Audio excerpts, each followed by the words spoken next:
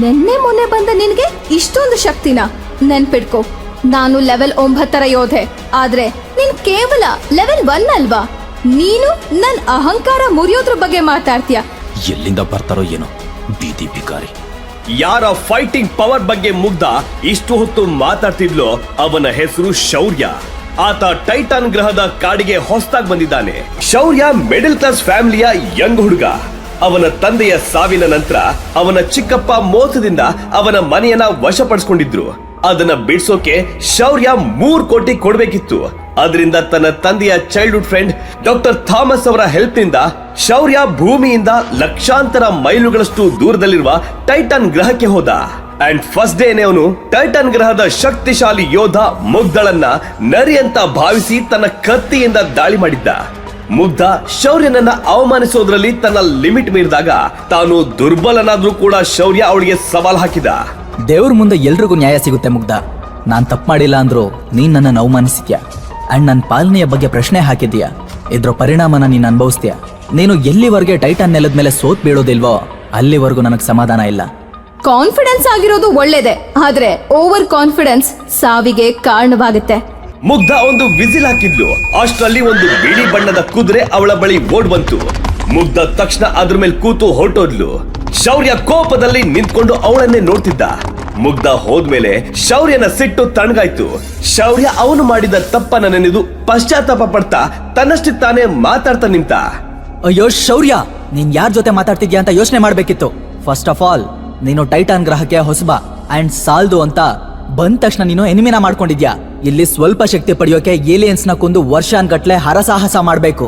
ಇಲ್ಲಿ ನಿನ್ನಂತ ಹೊಸಬ ಜೀವನದಲ್ಲಿ ಏಲಿಯನ್ನ ಬಿಡೋ, ಒಂದು ಇಲಿನ ಹಿಡಿಯೋಕು ತಾಕತ್ತಿಲ್ದೋನು 2 ತಿಂಗಳಲ್ಲಿ ಇಷ್ಟೆಲ್ಲ ಹೇಗ್ ಮಾಡೋದು? ಮಗನೇ ಶೌರ್ಯ, ನಿನಗಂತೂ ಇನ್ನು ಚಟ್ಟ ಕಟ್ಬೇಕಷ್ಟೇ.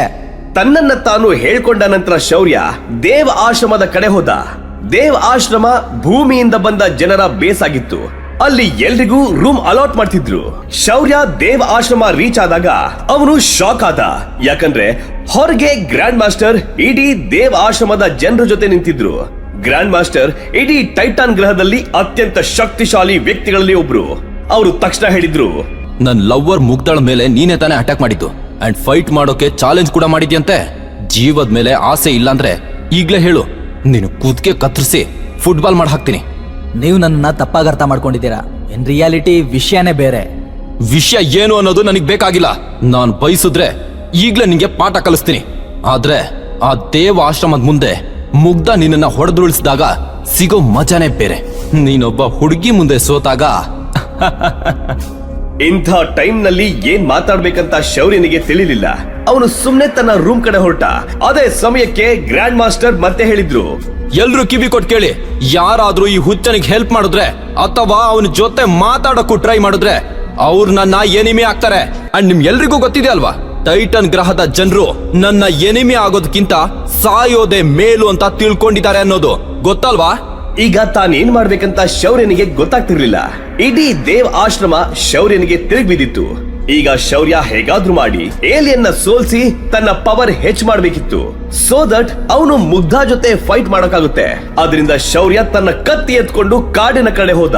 ಕಾಡಿನ ದಾರಿಯಲ್ಲಿ ಶೌರ್ಯನಿಗೆ ಡಾಕ್ಟರ್ ಥಾಮಸ್ ಅವರ ಮಾತೆಲ್ಲ ನೆನಪಾಗ್ತಿತ್ತು. ಶೌರ್ಯ, ನೀನು ಟೈಟಾನ್ ಗ್ರಹಕ್ಕೆ ಹೋಗ್ತಿದ್ಯಾ ಸರಿ, ಆದ್ರೆ ಒಂದ್ ವಿಷಯ ನೆನ್ಪಿಟ್ಕೋ. ಟೈಟಾನ್ ಗ್ರಹದಲ್ಲಿ 4 ಟೈಪ್ ಏಲಿಯನ್ಗಳಿವೆ. ಸಾಮಾನ್ಯ alien, primary alien, muted alien, ಪವಿತ್ರ ರಕ್ತ ಏಲಿಯನ್ಸ್. ಫಸ್ಟ್ ನೀನು ಸಾಮಾನ್ಯ ಮತ್ತು ಪ್ರೈಮರಿ ಏಲಿಯನ್ಸ್ ನ ಮಾತ್ರ ಬೇಟೆ ಮಾಡು. ನಿನ್ನ ಶಕ್ತಿ ಹೆಚ್ಚಾದಂತೆ ನೀನು ಡೇಂಜರಸ್ ಏಲಿಯನ್ಸ್ ನ ಬೇಟೆ ಮಾಡು. ಇದರಿಂದ ನಿನಗೆ ಡೆವಿಲ್ ಸೋಲ್ ಸಿಗತ್ತೆ ಅಂಡ್ ನೀನು ಏಲಿಯನ್ಸ್ ನ ಆತ್ಮಗಳನ್ನ ಮಾರಾಟ ಮಾಡಿ ಹಣ ಕೂಡ ಸಂಪಾದಿಸಬಹುದು. ಡಾಕ್ಟರ್ ಥಾಮಸ್ ಅವರ ಮಾತುಗಳನ್ನ ನೆನಪಿಸಿಕೊಂಡ ನಂತರ ಶೌರ್ಯ ತನಗೆ ತಾನೇ ಹೇಳ್ಕೊಂಡ, ನಾನು ಸಾಮಾನ್ಯ ಏಲಿಯನ್ಗಳನ್ನ ಮಾತ್ರ ಬೇಟೆ ಮಾಡಬೇಕು. ಯಾಕಂದ್ರೆ ಪ್ರೈಮರಿ, ಮ್ಯೂಟೆಡ್ ಅಥವಾ ಪವಿತ್ರ ರಕ್ತ ಏಲಿಯನ್ಸ್ ಸೂಪರ್ ಪವರ್ಫುಲ್ ಆಗಿರ್ತಾರೆ ಅಂಡ್ ಅವರನ್ನ ಬೇಟೆ ಮಾಡೋಕೆ ನಾನು ಪವರ್ಫುಲ್ ಆಗ್ಬೇಕು. ಅದೇ ಸಮಯಕ್ಕೆ ಅಲ್ಲಿ ಪೊದೆಗಳ ಹಿಂದೆ ಏನೋ ಶಬ್ದ ಕೇಳ್ಬಂತು.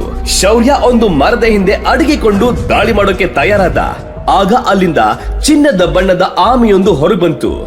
ಶೌರ್ಯ ಲೇಟ್ ಮಾಡ್ದೆ ಅದ್ರ ಮೇಲೆ ತಕ್ಷಣ ದಾಳಿ ಮಾಡ್ದ. ಆದ್ರೆ ಆ ಆಮೆ ಶೌರ್ಯನ ದಾಳಿಯಿಂದ ಎಸ್ಕೇಪ್ ಆಗಿ ಸ್ವಲ್ಪ ಹೊತ್ತಲ್ಲೇ ದೊಡ್ಡ ಆಮೆಯಾಗಿ ಚೇಂಜ್ ಆಯ್ತು. ದೊಡ್ಡ ದೊಡ್ಡ ಹಲ್ಲು ಅಂಡ್ ದೊಡ್ಡ ಉಗುರುಗಳನ್ನು ಅದು ಹೊಂದಿತ್ತು. ಇದು ಸಾಮಾನ್ಯ ಏಲಿಯನ್ ಅಂತ ನಾನು ಅನ್ಕೊಂಡೆ, ಆದ್ರೆ ಇದು ತುಂಬಾನೇ ಡೇಂಜರಸ್. ಇದನ್ನ ಕೊಲ್ಲೋದ್ ಬಿಟ್ಟು ಎದುರಿಸೋದು ತುಂಬಾನೇ ಕಷ್ಟ. ಅಷ್ಟರಲ್ಲಿ ಚಿನ್ನದ ಆಮೆ ಶೌರ್ಯನ ಮೇಲೆ ದಾಳಿ ಮಾಡ್ತು. ಶೌರ್ಯ ನೆಲದ ಮೇಲೆ ಬಿದ್ದುಬಿಟ್ಟ. ಆಮೆ ತನ್ನ ಉಗುರುಗಳಿಂದ ಶೌರ್ಯನ ಎದೆ ಮೇಲೆ ದಾಳಿ ಮಾಡ್ತಿತ್ತು. ತಾನ್ ಸತ್ತೋಗ್ತೀನಿ ಅಂತ ಶೌರ್ಯ ತಿಳ್ಕೊಂಡ. ಆದ್ರೂ ತನ್ನೆಲ್ಲ ಶಕ್ತಿಯನ್ನ ಬಳಸಿ ಹೆಂಗೋ ಆಮೆಯನ್ನ ತನ್ನಿಂದ ದೂರ ಓಡಿಸಿ ತನ್ನ ಪ್ರಾಣ ಉಳಿಸ್ಕೊಳ್ಳೋಕೆ ದಟ್ಟ ಕಾಡಿನ ಕಡೆ ಓಡಿದ. ಅವನ ಹಿಂದೆ ಆಮೆಯು ಓಡ್ತಿತ್ತು. ಶೌರ್ಯ ತಕ್ಷಣ ಕಲ್ಲಿನ ಹಿಂದೆ ಅಡಗಿ ಕೂತ. ನಾನು ಅಂದ್ಕೊಂಡಷ್ಟು ಇದು ಸುಲಭ ಅಲ್ಲ. ಈಗ ನನ್ನ ಜೀವಕ್ಕೆ ಅಪಾಯ ಬಂದಿದೆ. ಶೌರ್ಯ ಕಣ್ಣು ಮುಚ್ಚಿದಾಗ ಅವನ ತಾಯಿ ಮತ್ತು ತಂಗಿಯ ಅಳೋ ಮುಖ ಅವನ ಕಣ್ಣ ಮುಂದೆ ಬಂದ್ವು. ಅವನು ತಕ್ಷಣ ಕಣ್ಣು ಓಪನ್ ಮಾಡ್ದ. ನನಗೋಸ್ಕರ ಅಲ್ದಿದ್ರು ನನ್ನ ತಾಯಿ ಮತ್ತು ತಂಗಿಗಾಗಿ ನಾನು ಫೈಟ್ ಮಾಡ್ಲೇಬೇಕು. ಈ ಆಮೆನ ಹೇಗಾದ್ರೂ ಮಾಡಿ ಕೊಲ್ಲೇಬೇಕು. ಶೌರ್ಯಂಗೆ ಇದ್ದಕ್ಕಿದ್ದಂತೆ ಶಕ್ತಿ ಬಂತು. ಅವನು ತನ್ನ ಕತ್ತಿಯನ್ನ ಬಿಗಿಯಾಗಿ ಹಿಡ್ಕೊಂಡ್ ತಿರುಗಿ ಆಮೆ ಇದ್ದ ಕಡೆ ನೋಡೋಕೆ ಶುರು ಮಾಡ್ದ. ಆಮೆ ಶೌರ್ಯನ ಮೇಲೆ ದಾಳಿ ಮಾಡಿದಾಗ ತನ್ನ ಕೈಯಲ್ಲಿದ್ದ ಕತ್ತಿಯಿಂದ ಶೌರ್ಯ ಆಮೆಯ ಕುತ್ತಿಗೆಯನ್ನ ಕತ್ತರಿಸಿದ. ತಕ್ಷಣ ಆಮೆ ಸತ್ತಿತು. ಆಗ ಶೌರ್ಯನ ಮುಂದೆ ನೀಲಿ ಬಣ್ಣದ ಟ್ರಾನ್ಸ್ಪರೆಂಟ್ ಸ್ಕ್ರೀನ್ ಬಂತು. ಗೋಲ್ಡನ್ ಟಾರ್ಟೈಸ್ ಕೊಲ್ಲಲ್ಪಟ್ಟಿದೆ. 0 to 10 ಜೀನ್ ಪಾಯಿಂಟ್ಗಳನ್ನ ಪಡೆಯಲು ಗೋಲ್ಡನ್ ಆಮೆಯ ಶಕ್ತಿಯನ್ನು ತೆಗೆದುಕೊಳ್ಳಿ. ಶೌರ್ಯ ತನ್ನ ಶಕ್ತಿಯನ್ನು ಪಡೆದುಕೊಂಡ ತಕ್ಷಣ ಮತ್ತೊಂದು ವಾಯ್ಸ್ ಬಂತು. ನೀವು 7 ಜೀನ್ ಪಾಯಿಂಟ್ಗಳನ್ನ ಪಡೆದುಕೊಂಡಿದ್ದೀರಾ, ಜೊತೆಗೆ ಒಂದು ಚಿನ್ನದ ರಕ್ಷಾ ಕವಚ. ಇದನ್ನ ಕೇಳಿ ಶೌರ್ಯ ಶಾಕ್ ಆದ. ಅವನ ಮುಂದೆ ಚಿನ್ನದ ಫೇಸ್ ಮಾಸ್ಕ್ ಕಾಣಿಸಿಕೊಂಡಿತು. ಚಿನ್ನದ ಕವಚ? ಇದೇನಿದು? ಶೌರ್ಯ ಆ ಮುಖವಾಡವನ್ನು ಮುಟ್ಟಿದ ತಕ್ಷಣ ಅವನ ಇಡೀ ದೇಹ ಚಿನ್ನದ ಬಣ್ಣದ ರಕ್ಷಾ ಕವಚದಿಂದ ಮುಚ್ಚಲ್ಪಟ್ಟಿತು. ಅದನ್ನ ಹಾಕಿದ ಮೇಲೆ ಶೌರ್ಯನ್ಗೆ ತನ್ನಲ್ಲಿ ಏನೋ ಶಕ್ತಿ ಇರೋದು ಫೀಲ್ ಆಯ್ತು. ತನ್ನ ಶಕ್ತಿ ಪರೀಕ್ಷೆ ಮಾಡೋಕೆ ಆತ ತನ್ನೆಲ್ಲ ಶಕ್ತಿಯಿಂದ ಒಂದು ಮರಕ್ಕೆ ಹೊಡೆದನು. ಆ ಮರದಿಂದ ದೊಡ್ಡ ಬಿರುಕು ಮೂಡಿತು. ಶೌರ್ಯ ಅಲ್ಲಿಂದ ಹೊರಟಾಗ ಒಂದು ವಾಯ್ಸ್ ಅವನಿಗೆ ಕೇಳಿಸ್ತು. ನಿನ್ನ ಮುಖವಾಡದ ಹಿಂದೆ ನಿನ್ನ ಗುರುತು ಅಡಗಿರೋ ತನಕ ಮಾತ್ರ ಈ ಚಿನ್ನದ ರಕ್ಷಾ ಕವಚ ಶಕ್ತಿ ಇರುತ್ತೆ. ಶೌರ್ಯನಿಗೆ ರಕ್ಷಾ ಕವಚವಿದೆ ಅಂತ ಯಾರಿಗೂ ಹೇಳ್ಬಾರ್ದು ಅಂತ ಗೊತ್ತಾಯ್ತು. ಶೌರ್ಯನಿಗೆ ತುಂಬಾ ಖುಷಿಯಾಗಿತ್ತು. ಯಾಕಂದ್ರೆ ಫಸ್ಟ್ ಬೇಟೆಯಲ್ಲೇ ಅವನಿಗೆ ತುಂಬಾ ಪವರ್ಫುಲ್ ಶಕ್ತಿ ಸಿಕ್ಕಿತ್ತು. ಆದ್ರೆ ಒಂದು ದೊಡ್ಡ ಸಮಸ್ಯೆ ಅವನಿಗಾಗಿ ಕಾಯ್ತಿದೆ ಅಂತ ಶೌರ್ಯನಿಗೆ ಗೊತ್ತಿರ್ಲಿಲ್ಲ. ಶೌರ್ಯ ದೇವ್ ಆಶ್ರಮದಲ್ಲಿರೋ ತನ್ನ ರೂಮ್ಗೆ ರೀಚ್ ಆದಾಗ ಅವನಿಗೆ ಡಾಕ್ಟರ್ ಥಾಮಸ್ ಅವರ ವಿಡಿಯೋ ಕಾಲ್ ಬಂದಿತ್ತು. ಶೌರ್ಯ, ನಾನ್ ಹೇಳೋದನ್ನ ಸರಿಯಾಗಿ ಕೇಳಿಸ್ಕೊ.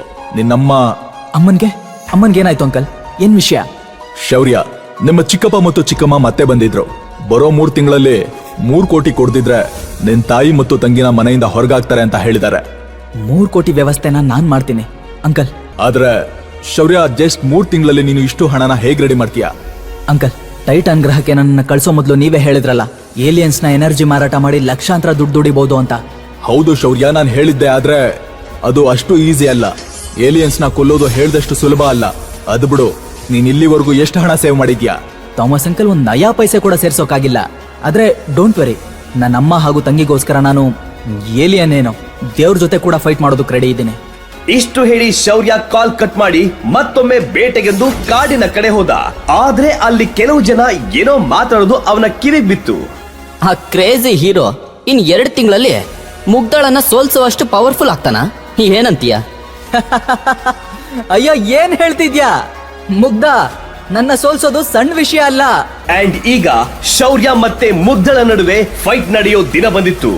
ಮುಗ್ಧ ಮತ್ತೆ ಶೌರ್ಯ ಕಾಂಬ್ಯಾಟ್ ರೂಮ್ ತಲುಪಿದ್ರು. ಇಡೀ ದೇವ ಆಶ್ರಮ ಅವರ ಫೈಟ್ ನೋಡೋದಕ್ಕೆ ಕಾತರವಾಗಿತ್ತು. ಎಲ್ಲಂದ್ರಲ್ಲಿ ಅವರ ಫೈಟ್ ಬಗೆಗಿನ ಚರ್ಚೆಗಳು ನಡೀತಿದ್ವು. ಮುಗ್ಧ, ಇವತ್ತಿ ಹೇಡಿಗೆ ನರಕ ಅಂದ್ರೆ ಏನು ಅಂತ ತೋರ್ಸು. ಯಾರಿಗ್ ಚಾಲೆಂಜ್ ಮಾಡಿದ್ದಾನೆ ಅಂತ ಅವನಿಗೆ ಗೊತ್ತು ಮಾಡಿಸು. ಅವನು ಮತ್ತೆ ಭೂಮಿಗೆ ಹೋಗ್ತೀನಿ ಅಂತ ಕಾಡಿ ಬೇಡವಷ್ಟು ಅವನ ಕೈ ಕಾಲನ್ನ ಮುರಿದು ಹಾಕು. ಇದೆಲ್ಲದರ ನಡುವೆ ಮುಗ್ಧ ಮತ್ತೆ ಶೌರ್ಯ ಫೈಟ್ ಮಾಡೋಕೆ ರೆಡಿ ಇದ್ರು. ಇಬ್ಬರ ಕೈಯಲ್ಲಿ ಕತ್ತಿಗಳಿದ್ವು. ಮುಗ್ಧ ಒಂದೇ ಸೆಕೆಂಡ್ ನಲ್ಲಿ ಶೌರ್ಯನನ್ನ ಕ್ರಶ್ ಮಾಡ್ತಾಳಂತ ಎಲ್ರಿಗೂ ಗೊತ್ತಿತ್ತು. ಫೈಟ್ ಇನ್ನೇನ್ ಶುರು ಆಗುತ್ತೆ ಅಂತ ಸೈರನ್ ಬಂದಾಗ ಎಲ್ರೂ ಸೈಲೆಂಟ್ ಆದ್ರು. ಮುಗ್ಧ ಕತ್ತಿ ಹಿಡ್ಕೊಂಡು ಶೌರ್ಯನ ಬಳಿ ಬಂದು ತನ್ನ ಕತ್ತಿಯನ್ನ ನೆಲದ ಮೇಲೆ ಬಿಸಾಡಿ ಶೌರ್ಯನ ಬಳಿ, ಶೌರ್ಯ, ನೀನ್ ನನ್ ಗ್ಯಾಂಗ್ ಸೇರ್ತೀಯಾ? ನೀನು ಬಂದ್ರೆ ನಮ್ ಗ್ಯಾಂಗ್ ಸೂಪರ್ ಪವರ್ಫುಲ್ ಆಗುತ್ತೆ. ಮುಗ್ಧ ಯಾರನ್ನ ಅವಳು ಕೊಲ್ತೀನಂತ ಚಾಲೆಂಜ್ ಹಾಕಿದ್ಲು, ಅವನನ್ನ ಅವಳು ಯಾಕೆ ತನ್ನ ಗ್ಯಾಂಗ್ಗೆ ಸೇರ್ಸೋಕೆ ಬಯಸ್ತಿದ್ಲು? ಗೋಕ್ರು ಶೌರ್ಯನ ಕಸ್ಟಡಿಯಿಂದ ತಪ್ಪಿಸ್ಕೊಂಡು ಆತನ ರಿಯಾಲಿಟಿ ಎಲ್ರ ಮುಂದೆ ಹೇಳಿದಾಗ ಏನಾಗ್ಬೋದು? ಅಷ್ಟಕ್ಕೂ ಬ್ಲಾಕ್ ಕ್ರಿಸ್ಟಲ್ ನ ಶಕ್ತಿಗಳು ಏನು? ಶೌರ್ಯನೇ ಡಾಲರ್ ಅನ್ನೋ ಸತ್ಯ ಎಲ್ರ ಮುಂದೆ ಬಂದಾಗ ಏನಾಗುತ್ತದೆ? ಈಗಲೇ ಡೌನ್ಲೋಡ್ ಮಾಡಿ ಪಾಕೆಟ್ FM ಮತ್ತು ಕೇಳಿ ಶೌರ್ಯ ಅನ್ನೋ ಅದ್ಭುತ ಕಥೆಯನ್ನ.